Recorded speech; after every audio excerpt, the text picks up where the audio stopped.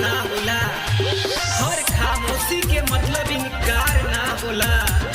ई नजरिया तो हर एक से मिलेला, पर हर नजर मिलावे वाला से प्यार ना होला।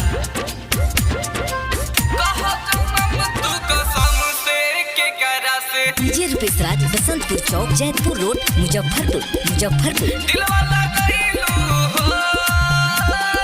कईनी भरोसा काहे दिहलु तू धोखा, जान हमके भुलाइलू हो, हमके भुलाइलू हो।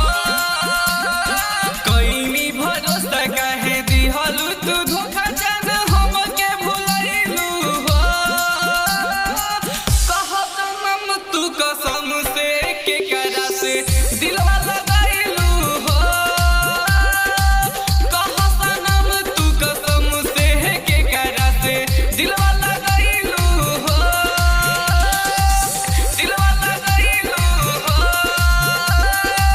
कह सनम तू कसम से के करा से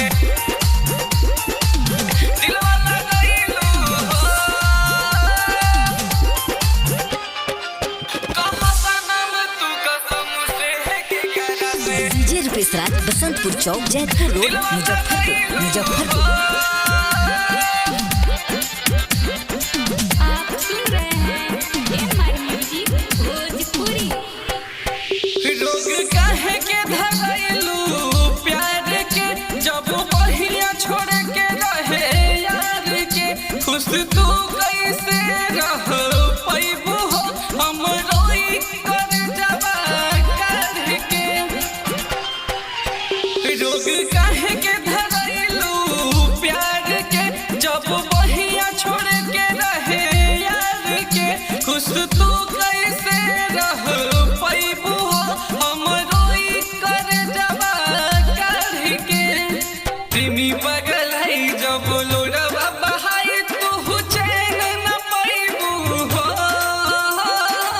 बोल सनम तू कसम से के कर से दिलवा लगाइलू हो। बोल सनम तू कसम से के कर से दिलवा लगाइलू हो,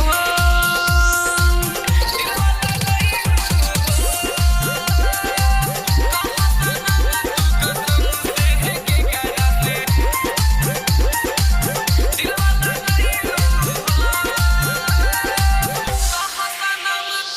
डीजे रुपेश राज, बसंतपुर चौक, जैतपुर रोड, मुजफ्फरपुर।